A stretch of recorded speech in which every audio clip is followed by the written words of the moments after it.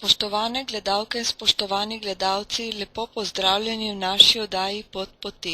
Danes bomo spoznali cerkev svetega Urha v Podgorju na Koroškem. Sveti Urh je bil nekdaj med najbolj češčenimi svetniki na Slovenskem. O tem priča kar 85 cerkva pozidanih njemu na čast.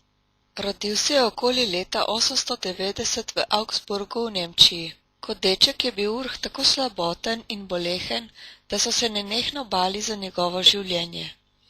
Okrepil se je in razvil v krepkega fanta šele, ko je neki duhovnik materi naročil, naj ga izpostavi soncu in zraku. Tem sta starša videla znak, da ga izročita Bogu. Tako so ga prepustili vzgojo manihom benediktincem v Sankt Galnu v Švici, ker je prejel odlično izobrazbo, ni pa vstopil v samostanski red. Škof Adalberon ga je v Augsburgu posvetil duhovnika in vzel za svojega tesnega sodelavca. Papež Sergij III. Je želel, da bi postal Adalberonov naslednik, a se je Urh zato čutil premladega in tega ni sprejel.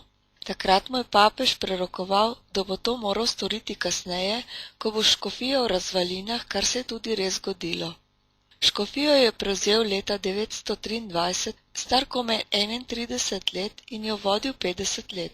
V tem času je skladno s prerokbo ustavil državljansko vojno in obranil mesto Augsburg pred madžarskim napadom. Odločilno je pripomogel k porazu Madžarov ter njihovi stalni naselitvi in prejemu krščanstva. S tem si je vsa Evropa, tudi naši kraj, vdahnila, ker je bila rešena več kot 500-letne nadloge. Urh je bil predvsem skrben in blag pastir svojemu ljudstvu, mož molitve, spokornih vaj in velikega zaupanja v priprošnjo svetnikov, je skrbel za dobro vzgojo svojih duhovnikov in redovnikov, skrbel za reveže, starčke in sirote, zidal dobrodelne domove, pa tudi obnavljal razdejane in zapuščene cerkve. Njegova posebna ljubezen je bila lepota bogoslužja, pri srcu mu je bilo zlasti lepo petje. Ko je čutil, da se mu bliža smrt, je razdal še zadnje, kar je imel, si dal posuti na tla cerkve pepel v podobi križa, legel tja in med petjem litanij izdihnil. Najbolj znana legenda iz njegovega življenja govori o tem, kako ga je nekega četrtka zvečer obiskal njegov prijatelj Konrad, škof iz Konstance. Naročila sta večerjo, a sta se oba tako zavzeto in goreče pogovarjala, da sta sedela pri mizi še, ko se je že delala jutranja zora. Vstopil pa je sluga bavarskega vojvode in škofu izročil pismo. Sveti Urh mu je, ne da bi pomislil, da je že petek, dal kos mesa, ki je ostal na mizi. Škodoželjni sluga je hotel škofa očrniti pred svojim vojvodo, češ kašen hinavec da je, ker petek je meso, a ko je hotel vojvodi pokazati dokaz, se je meso spremenilo v ribo. Verniki se svetemu Urhu priporočajo za srečno zadnjo uro, je tudi mogočen priprošnik zoper razne telesne slabosti. Priprošnik vinogradnikov, ribičev in tkalcev, umirajočih, priprošnik ob težkem porodu, težkih boleznih, proti vročici, telesni šibkosti, proti steklini, podgani in miši nadlogi, pred vodnimi nevarnostmi in poplavami, zavetnik škofije in mesta Augsburg. V vrsti svetnikov katoliške cerkve je sveti Urh znamenit po tem, da je bil prvi svetnik, ki ga je čast oltarja dosegla po rednem procesu, kakor je v veljavi še danes. Sveti Urh je najpogosteje upodobljen v škofovskih oblačilih z ribo v roki, lahko pa ima ob sebi tudi podgane ali pa jaha konja. Za vas, spoštovane gledalke in spoštovani gledalci, bo spregovoril domači župnik Leopold Korat, pogovor z njim pa bo vodil moderator oddaj Albin Škrabel.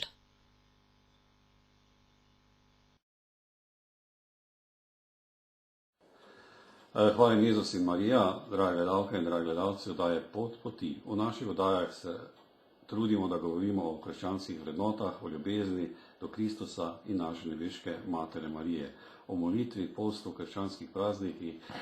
Predstavili smo tudi že marsikatero župnijo, škofe, duhovnike, nismo pa še govorili o skušnjavah in težavah, ki pestijo marsikaterega vernika na poti, tako verujem k večnosti.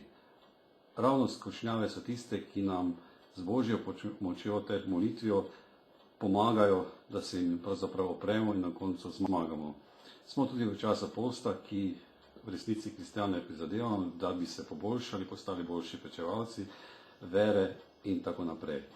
Enako takih pečevalcev imamo danes v oddaji Pot poti, to je gospod duhovnik, tukajšnji župnik Leopold Korat, ki bi ga prosil, če se nam na kratko predstavi in bo pa živ v naši domači oddaji Pot poti.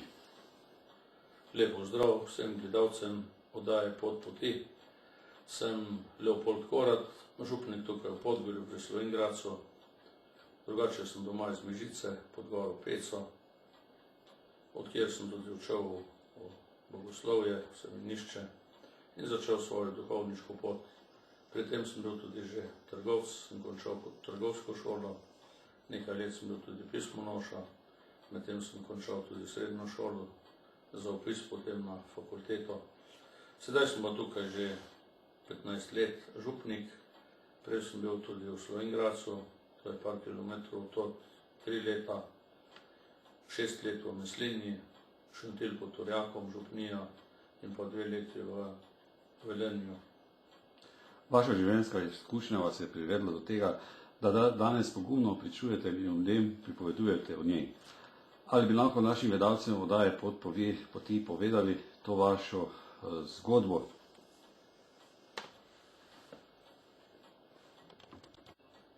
Kdaj se je ta moja zgodba začela?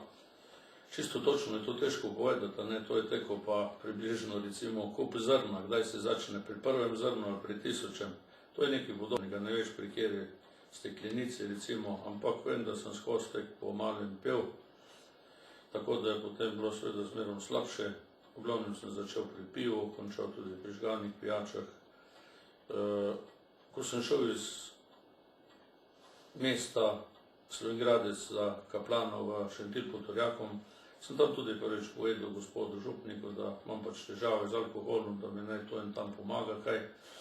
In potem je bilo nekaj časa v redu, par mesecev nisem nič kaj pil, pa spet sem začel in najbolj nevarno je recimo ta brezalkoholni pir. To hitro prideš nazaj na stare tirnice, ne. In od tam sem potem od Šentilja pod Turjakom sem naenkrat zelo težke ali pa velike težave imel že in sem rekel, zdaj tako ne gre več. To je bil potem ta konec, ko prideš v en kot, ne moreš ne navzdol, ne nazaj, ne levo, desno in takrat sem rekel, zdaj to treba nekaj narediti.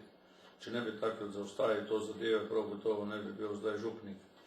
In potem sem šel na zdravljenje na Pohorje, tam sem bil 3 mesece v en teden. Bolj ko ne se to s pogovori, to ureja, treba je razgraditi svoje življenje, premisliti, kaj je to alkohol, ker vse zdravljenje ali pa tudi začetek je pravzaprav v glavi. Z razumom moraš to delati, nič drugega ni. Ni dolgo me nekdo vprašal, zakaj recimo Bog to dopusti, da tudi duhovniki pijejo. Vsi drugi pijejo tudi, a ne. Zato nam je pa dal Bog razum, pamet, da to ne bi delali oziroma drugače to delali, to je to. Zdaj je to razvada ali je to bolezen, jaz mislim, da ni ne eno, ne drugo. Ravno to, da se to da z razumom, če v glavi urediš to stvar, potem jo lahko to zaustaviš. Res je treba pri tem tudi veliko moči sami, da imaš moč. Veliko je tudi to, da ti ljudje pomagajo, da ti stojijo v strani, da te recimo poslušajo, da te potem tudi sprejmejo, ko to končaš, da ti zaupajo. Recimo, ko sem končal to zdravljenje, tam že med zdravljenjem, vem, da so mi pisali ena mladina, ki sem jih imel v rok, da so prej s njim jaz pomagal iz raznih stisk in težav, zdaj bojo pa oni meni pomagali, da bojo za mene molili. To je ena velika taka moralna podpora, ne. Tudi župnik me je zaupal, da pač ne bom pil in to je velika stvar. Kaj pomeni beseda prodekan in zakaj skrbite? Prodekan, to je nek pomočnik dekana, ki je v vsaki dekaniji, ali pa njegov namestnik, ko je potrebno na kakšne sestanke, če on ne more, grem jaz. Pa tudi to v dekaniji, kaj uredim namesto njega, če me prosijo, pa oba skup tudi me vpraša, kak nasvet, kaj bi uredili, to je novno za dekanijo. Potem mu kaj pomagam. To je pomočnik, ki si ga zbere sam, dekana mi volimo, vsi duhovniki v dekaniji, prodekana si pa potem dekan sam zbere za pomočnika. Smo v nadškofiji Maribor. Katera dekanija je tole? To je dekanija Stari Trg, to je blizu Slovenj Gradca. Sedaj bi vas pa prosil, če predstavite utrip župnije vaše, komu je posvečeno. Župnija, kjer sem sedaj župnik 15 let, je posvečena Svetemu Urhu. Cerkev, verjetno je tu že prej stala ena cerkev, ki je bila posvečena Svetemu Lovrencu, in se najbrž pa prav verjetno v turških časih je ta cerkev bila potem porušena, požgana. Zdaj je to cerkev Svetega Urha, ki ima eno podružnico Svetega Duha. Župnija šteje okrog 850 ljudi, v glavnem so to vsi kristjani. Smo pa oddaljeni 4 km samo od Slovenj Gradca. Potem župnija ima še vso upravi oziroma samostojna župnija, kamor tudi hodim redno maševati in upravljati vso pastoralo, to je Razbor pod Uršljo goro na višini 900 metrov, ima pa okrog 280 ljudi. Kdo vam pa pri pastoralnem delu pomaga, verjetno imate tudi pomočnike? Ja, pravkar smo izbrali tudi župnijski pastoralni svet, 14 ljudi, ki mi pri tem pomagajo s kakimi nasveti, dobimo se 4-krat na leto, pomagajo tudi ključarji, imamo pevski zbor oziroma 2 pevska zbora, odraslega, otroškega. Imam tudi katehistinjo, ki je redno uči to verouk, ona je sicer iz sosednje župnije, je katehistinja, teologinja, ki ima to verouk, približno 120 otrok je zdaj pri verouku. Kakšen je pa obisk nedeljskih svetih maš? Obisk nedeljskih maš je približno 15 do 20%. Spoštovane gledalke, cenjeni gledalci, še vedno smo v oddaji Pot poti. Smo na Koroškem, kjer gostim tukajšnjega župnika Leopolda Korata. Ali je alkoholizem bolezen ali samo grda razvada? Kdo je pravzaprav alkoholik po definiciji? Ja mislim, da ne eno, ne drugo ni, ne bolezen pa ne razvada. To je najbolj več stvari, ki na to vpliva, predvsem je pa človek sam, ki v to pride, v to zadevo, v alkoholizmu. Od njegovega mišljenja, razmišljanja je potem tudi odvisno, ali se od tega reši, vzdravi in tako naprej. Jaz sem vesel, da ste se odzvali v oddajo Pot poti, na željo naših gledalcev oddaje Pot poti, morda še komu pomagamo. Kakšne stiske doživlja alkoholik in kako naj pomaga tisti, ki se je odločil za odvajanje od alkoholika? Alkoholiki prav gotovo doživljajo velike stiske, to je sam tek razmišljal en začarani krog. Ali pa najbolj si jaz to predstavljam eno klet, ki nima okn. Tudi v resnici je tam v kleti so pa sodi, a ne, v sodih je pa vino ali pa alkohol. In iz te kleti potem iščeš ven svetlobo, v nekem začaranem krogu si bolj, ko vidiš, da ti ne uspe, včasih se trudiš, pa ne uspe, pa spet na tisto, da bi to pozabil, pa spet ponovno piješ. To je, sam se večkrat spomnim te pesmi, ne vem, kdo to prepeva, v življenju sta vedno 2 poti, zbereš pa tisto, ki je ni. To je to, ta pot alkoholika, zbere pot, ki je ni, ki nikomu ne vodi. To ste zdaj zelo lepo povedali. Pri posamezniku družbi, miselnosti, družini je verjetno ista pot, na katero ste nam zdaj navezali. Ja, tudi v družinah je tako, in precej tudi zagovarjajo žene, moža in tako naprej, kar je po eni strani lepo, da se to razumejo, da ne pripovedujejo slabosti drugih, po drugi strani je pa to velika napaka, da tak se nikoli ne bo tudi vzdravil. Na tak način mu tudi ne bojo pomagali. Kako doživljajo alkoholika ljudje, ki ga poznajo ali pa z njim živijo? Pri nas v Sloveniji alkoholike kar dobro sprejemajo. Poglejte, če je nekdo narkoman, tam zažene vik in krik, če pa nekdo pije, tam pa ni nič. Večkrat mislim, da je malo to pesem priredimo kdor ne poje, ni Slovenc, kdor ne pije, ni Slovenc. To je nekaj podobnega. Ne? Zelo tolerantni smo, družba je taka naša, ki to sprejema. Zakaj je v naši družbi ta tema še vedno premalo obdelana? Ja, to je prav to. To prav zato, ker mislim, da veliko Slovencev pije in potem tudi sami to nekako zagovarjajo, pa spregledajo, pa mogoče tudi sami sebe s tem tolažijo, da pač ni tako hudo.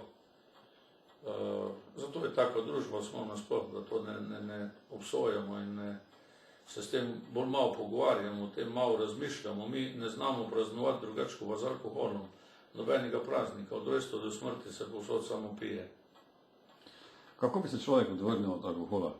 Ali se kažejo kakšni opozorilni znaki odvisnosti od alkohola? Kako se jim pravzaprav zoperstaviti? Prav gotovo so taki znaki, a ne? Da kažejo na to, pa se jim ljudje radi spregledajo. Gotovo so taki znaki, recimo, če kdo skrivaj pije, če noče piti v družbi, pa nekje drugje, zato to naredi, a ne? In mislim, da je veliko takih znakov.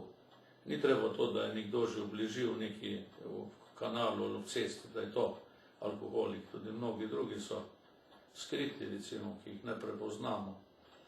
So pa tudi alkoholiki, a ne? Mogoče bi bilo treba narediti več predstavi tega o alkoholu, kako alkohol tudi ubija, koliko imamo zaradi tega nesreč, koliko imamo bolezni za to. V raznih podjetjih bi morali to pokazati, povedati v šolah, v raznih vzgojnih ustanovah. Vedno več je tudi mladih alkoholikov. Zadnjič sem po televiziji slišal, da je nek mlad človek se vdal alkohol, rekli so, utopil se v alkoholu. Kaj nam ta prispodoba pove? To je žalostna prispodoba, ja. Kot sem že prej rekel, ne znajo praznovati kakega rojstnega dneva, goda, kakih drugih praznovanj. Kamorkoli gredo, je pač alkohol prisoten. Od raznih iger, ki jih imamo, da ne bom naštel, pa slabo luč daje razne športne prireditve, tam se bolj kot ne povsod pije. Pa je marsikaj prepovedano, pa kljub temu še to se nosite alkohol. Po vseh teh rojstnih dnevih, žurkah, ali kaj imajo ti mladi, tudi čujemo to na deželi, gremo v mesto, gremo na pijačo, pa imajo doma piti, ampak gremo piti, gremo na pijačo v mesto. To je slaba stvar, ki pa seveda slabo vzgled in pa tudi daje marsikje starši to. Ker naša oddaja tudi preko krščanskega spletnika strežnika RKC gledajo tudi gledalci v tujini. Dobivamo tudi pismo, kot nekateri prihajajo k sveti maši tudi po 500 000 kilometrov nedeljski sveti maši. Mi imamo sveto mašo na dosego rok, če vzamem prispodobi, pa ne gremo toliko. Kaj menite? Zakaj se to dogaja? Te naše rojake v tujini prav gotovo to tudi povezuje v nedeljah. Pa imajo potem svoje dvorane, sam sem že bil med njimi, ki se potem srečajo, so tudi celo nedeljo tam, zares praznujejo nedeljo.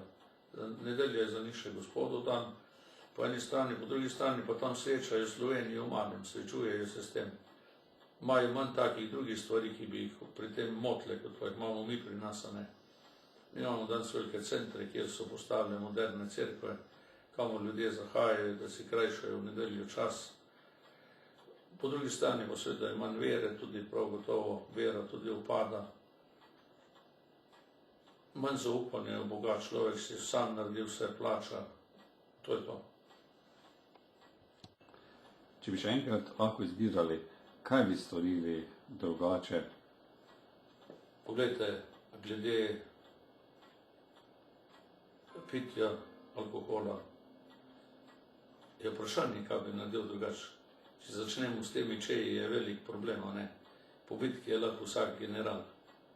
Zdaj svem, kaj bi drugače naredil, ampak če bi pa še enkrat bil, seveda pa ne bi imel te izkušnje, ne bi vedel, kako drugače narediti, če bi to prvič bilo. Po drugi strani se pa mislim, to je ena življenjska izkušnja, ki ti lahko tudi koristi. Jaz mislim, da sem izgubil veliko let s tem, ko sem pil ampak bojo pa to zato te lete, ko ne pijem več, bolj kvalitetne za to. Jaz se upam, da bom to. Tudi komu želim pomagati pri tem, da bi se to ozdravil. Tudi to sem si dal za nalogo takrat, rehabilitacijsko, da bom povedal, da sem se s to ozdravil in želim tudi drugim pomagati, drugače ne bi spregovoril po televiziji, kje druge. Kako ste pravzaprav premagali svojo odvisnost? Kdaj ste začeli razmišljati? Kaj vse ste doživljali, ko ste morali se tole premagati? Kot sem že prej rekel, sem bil mislijni kaplan, kjer sem imel dobrega župnika, ki mi je pri tem pomagal, stal v strani, me je tudi razumel, zaupal, kot sem rekel. Ne.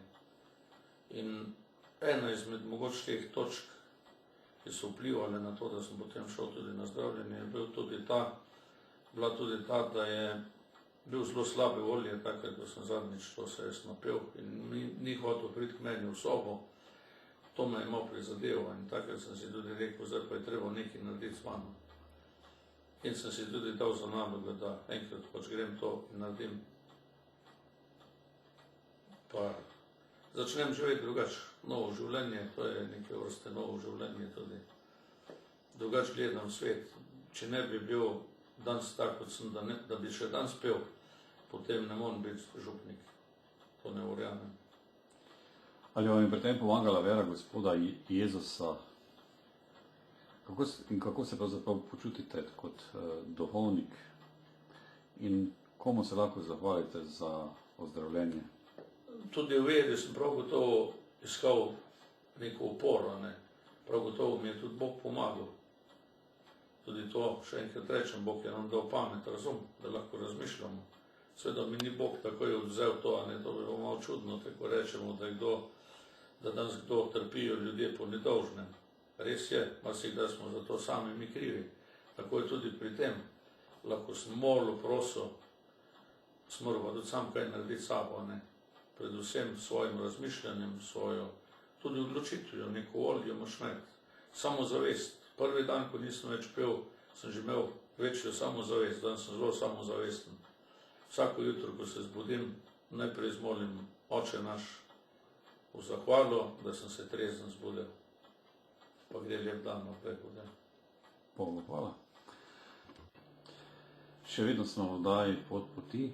Tema je zelo zanimiva, verjamem tudi za naše gledalce oddaje Pot poti. In verjetno se naši gledalci sedaj sprašujejo, oziroma vsaj nekateri, če imajo podobne težave sami ali v družini ali z otroci ali prijatelji, kako pravzaprav, kdo jim lahko pomaga in če morda lahko se tudi obrnejo na vas, kako in na kakšen način. Pravzaprav povsod po Sloveniji že imamo te razne klube anonimnih alkoholikov. Večkrat vidim tudi objave, ki je v časopisih, tudi v naših verskih listih. Tudi sam bi rad pomagal, ali pa bom rad pomagal, če kdo želi, kak nasvet ali kak vprašanje, še bolj podrobno, kar se mi je godilo. Recimo, mu bom z veseljem rad pomagal, če bom lahko mi piše, lahko me pokličejo po telefonu. Z veseljem bom kjer mu pomagal, to je tudi moja želja, da sem jaz bil dobil ta dar, sprejel, da sem se ozdravil, bom tudi drugim ga delil, to je bila moja želja, da sem zapuščal tam to skupnost, kjer sem se zdravil. To tudi Jezus govori v Evangeliju. Tako. Kar ste sprejeli, da jete drugim, to je potrebno deliti. Ne? Če drugega ne, vse to veselje jim podelim, da sem zdaj v redu, da sem zelo vesel, da sem lahko bolj vesel kot prej. Včasih kdo reče tudi to, ja, ko malo popijem, smo bolj šole, to ne drži. Jaz sem zdaj bolj šole, tako vem, kamor hočem, pa se vrnem domov, trezen in vesel. Pravim, verjetno človek, ki večina ljudi dostikrat misli, da je potrebno, da se pije, ampak pa da se ga napije, pa da bo boljše volje, pa verjetno človek, če ne pije, ima boljši razum, kot ste zdaj. Seveda, vse zato, ker ti, ko piješ, še danes sem nekje bil, zdaj mi je fant odpovedal, da ne ve pravzaprav, ki je prišel domov. Če si pa ti trezen, pa veš, kaj si delal, recimo, kaj si se pogovarjal, in poznaš stvari, bolj si lahko vesel ravno zato, recimo, a ne. Prej je bilo včasih sobote, so bile najbolj take kritične, nedelja je treba biti v redu, je Gospodu tam, ti si pa tam tako ena cota po domače, a ne. To je povsod. Tudi doma čujemo, recimo, greš kakih hiši, če ati doma, reče mama, ja, doma je že sem ga, te glava boli, ne more zdaj priti. V resnici je pijan bil, zdaj pa leži, a ne. S tem dela se medvedja usluga tam temu, ki bi rad iz tega prišel, iz tega začaranega kroga, se po moje vsak alkoholik želi. Čeprav je tudi kdaj v tem lepo, v tem krogu. Ni samo, so eni lepi spomini, recimo, to poznajo ti, ki so pili, v glavnem je pa to ena velika žalost. No. In iz tega kroga se vsak želi, jaz imam občutek, da bi radi oni iz tega, pa ne morejo. Zato bi bilo treba tudi bolj razumeti, a ne. Mogoče jih premalo tudi razumemo, pa premalo se z njimi pogovarjamo, to je to.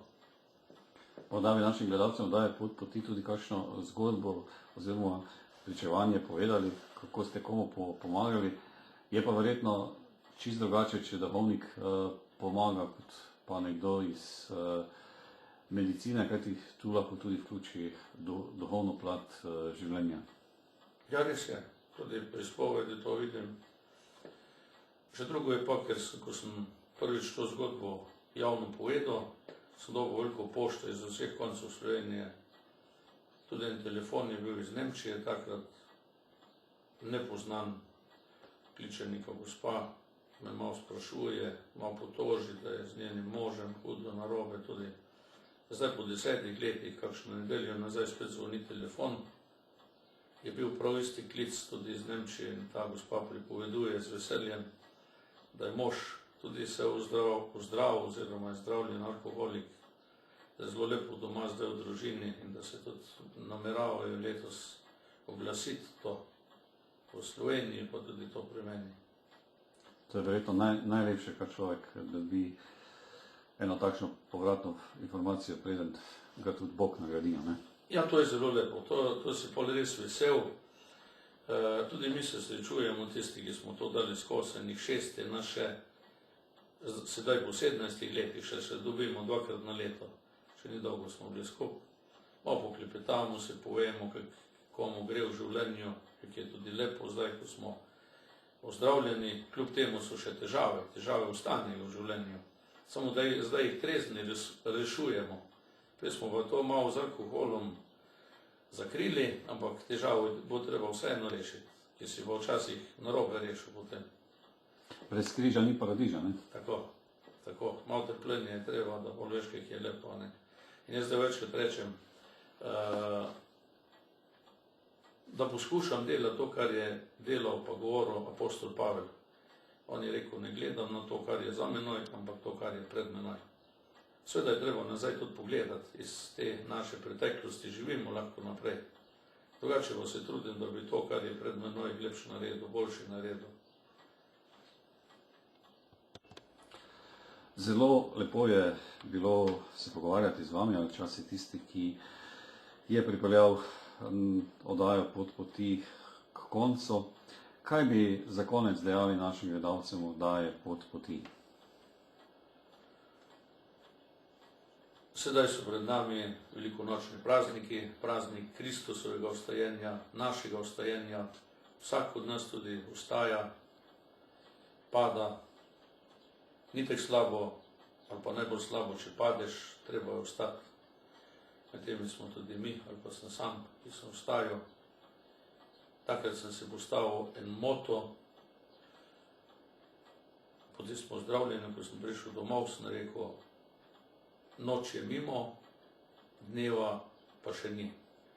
To pa zato, ker še vseeno hodimo po zemlji s križi in težavami, ampak z upanjem, da že sije velikonočno jutro, praznik našega vstajenja in odrešenja. Spoštovani gospod Leopold Župnik, v Podgorju srca se vam zahvaljujem za vaše pričevanje, vašo izpoved in upam, da boste s to oddajo morda pomagali še komu iz stiske. Pri Bogu je vse mogoče. Vas, spoštovane gledalke pa gledalci, pa ponovno vabim v pridružitvi nove oddaje Pot poti, ko bom v župniji Črnomelj, to je v Beli krajini, ki jo tudi za vas pripravljam. Lepo vas pozdravljam do prihodnjič. Hvala Jezus in Marija.